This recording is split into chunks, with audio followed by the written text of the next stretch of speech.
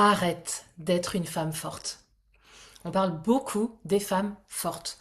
Celles qui tiennent debout quoi qu'il arrive, celles qui encaissent, qui avancent, qui donnent en fait l'impression d'avoir une capacité presque infinie à faire face aux épreuves, mais on interroge très rarement ce qui se cache derrière cette solidité apparente, ni les mécanismes profonds qui ont conduit ces femmes à développer cette posture de force permanente. Pourquoi? Parce que dans la majorité des cas, cette force, c'est pas une expression naturelle de vitalité ou de confiance intérieure. Non, non, non. Souvent, c'est le résultat d'une adaptation à un environnement émotionnel qui est parfois très difficile, à un manque de soutien, à un manque d'espace pour exprimer sa vulnérabilité, ce qui oblige forcément à se structurer, à s'organiser, hein, consciemment ou inconsciemment, autour du contrôle, autour de la retenue, autour de l'endurance.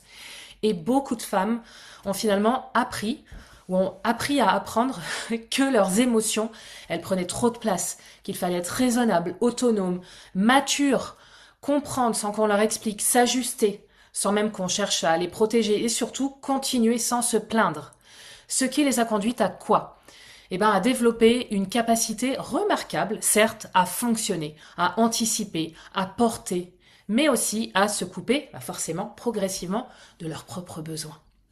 Cette organisation interne, au départ, c'est une stratégie de survie très intelligente, hein, mais elle finit avec le temps par devenir une identité, et c'est ça le problème, au point que survivre, ça devient la norme.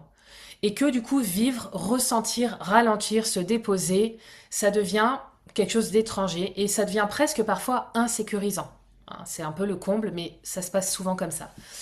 Le corps, en fait, il garde en mémoire les émotions qui n'ont pas pu être exprimées, accueillies, les émotions qui n'ont pas été régulées. Il peut s'agir de peur, de tristesse, de colère, de honte, et ça s'organise autour de toutes ces charges émotionnelles sous la forme de tensions chroniques, de blocages, de phobies, de fatigue persistante ou permanente, ou par exemple d'un état d'hypervigilance constant. Donc, ce qu'on appelle communément épuisement, anxiété, perte d'élan vital, c'est pas un dysfonctionnement, c'est la conséquence logique d'années passées à maintenir un état de contrôle interne au détriment de l'écoute corporelle, de l'écoute émotionnelle. Je parle de ça avec beaucoup de cœur parce que je l'ai vécu moi-même. Dans ma vie, dans mon corps, j'ai longtemps confondu le fait de tenir avec le fait d'être vivante. Et aussi, j'ai cru que continuer malgré tout, c'était une preuve de force. Alors qu'en fait, avec le recul évidemment et le travail que j'ai fait sur moi, c'était surtout une incapacité totale à m'autoriser à m'arrêter. Mon burn-out, avec les soucis de santé que j'ai eus, cette opération de la main dont j'ai parlé dans une autre vidéo, ça a été finalement pas seulement un effondrement soudain, mais vraiment, ça a été l'aboutissement d'un processus, en fait, de déconnexion à moi-même.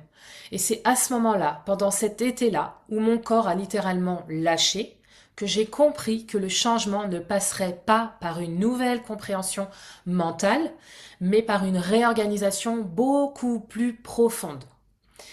Et du coup, ce qui a marqué un véritable tournant, c'est pas une décision rationnelle que j'aurais prise, parce que ça, j'en prenais déjà, ça me posait pas de problème, mais par une sensation corporelle très claire dans mon corps, une forme d'ouverture, un relâchement, quelque chose qui s'est finalement remis en mouvement à l'intérieur, comme si mon corps, enfin entendu, retrouvait sa capacité naturelle à se réguler, c'est-à-dire à faire son travail quand même, quelque part, disons-le.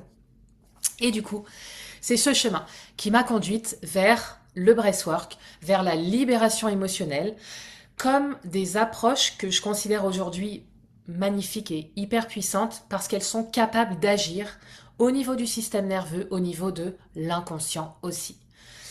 Dans le breathwork, il n'est pas nécessaire de raconter ou de revivre le traumatisme parce que le souffle, il agit directement sur les états physiologiques et émotionnels du corps, donc il permet au corps de relâcher les charges anciennes sans forcément passer par l'analyse ou les mots, ce qui offre finalement un espace de sécurité très profond, très précis, notamment pour les personnes qui ont beaucoup de mal qui mentalisent et qui ont beaucoup de mal à lâcher prise, d'accord?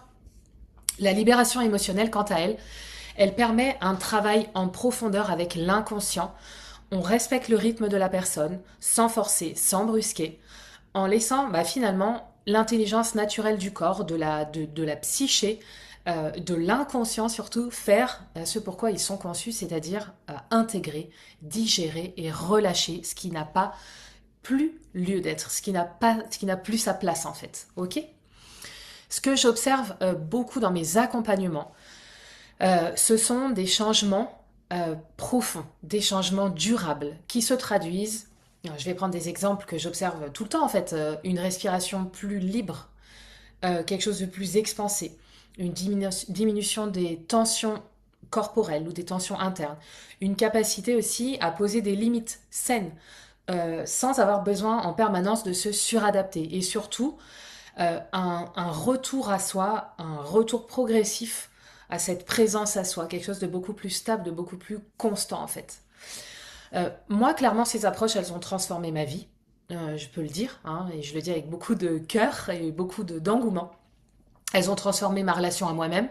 Elles m'ont permis de sortir de la négation permanente de moi-même pour entrer dans un espace où me choisir, ça ne nécessite plus la lutte intérieure. Ça devient un mouvement naturel. Et aujourd'hui, c'est quelque chose que je fais naturellement, en fait. Voilà, c'est devenu mon identité. Je l'ai intégré dans mon corps. Mais j'ai travaillé aussi sur moi.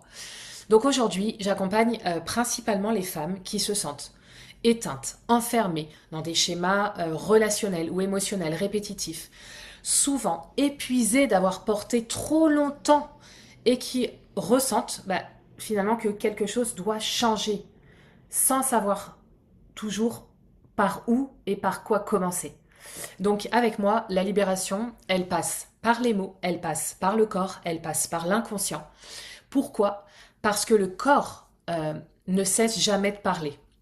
Et quand on lui redonne enfin la place, la parole qu'il mérite quelque part, la place qu'il mérite, il devient possible, non pas de devenir plus forte, clairement pas. Enfin, quelque part oui, mais c'est pas l'objectif. L'objectif c'est de devenir ou de redevenir vraiment vivante. Voilà. Donc si cette vidéo t'a plu, n'hésite pas à la liker, n'hésite pas à la partager à quelqu'un qu'elle peut aider. Dis-moi en commentaire ce que t'en penses, partage-moi ton expérience et puis si tu veux me contacter et travailler avec moi, je vais mettre tous les liens en description de cette vidéo.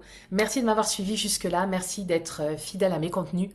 Je te souhaite le meilleur et je te dis à très vite et prends soin de toi évidemment. Ciao!